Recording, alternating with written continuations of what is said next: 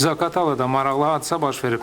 1 metr yarımdan çox uzunluğu olan ilan rayonun yuxarı Çardaqlar kənd sakinlərini qorxuya salıb. Günorta saatlarında itburnu yığmaq üçün dağa çıxan kənd sakinləri qəfildən dağın ətəyində ilanla rastlaşıblar.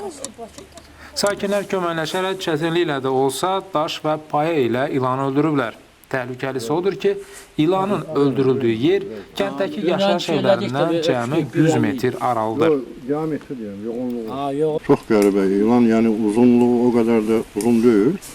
Adi ilanlar boydadır, amma diametri, yəni yoğunluğu həddindən artıq yoğundur. Hardasa 50-60 santı, yəni 50-60-50'lik turba deyirik, o dinlədisək, o yoğunluğunda. Yəni bu həqiqətən də qeyri-adi bir şeydir. Bəziləri deyir, nə bilim, Qafqaz kürzəsinə oxşuyur, bəziləri deyir başqa növlə düzü heç rast gəlinməyən şeydir. Yəni bu ilanlar adətən bu ərazilərdə olur, amma ilin bu fəslində yəni ilanlar qış yuxusunda olur.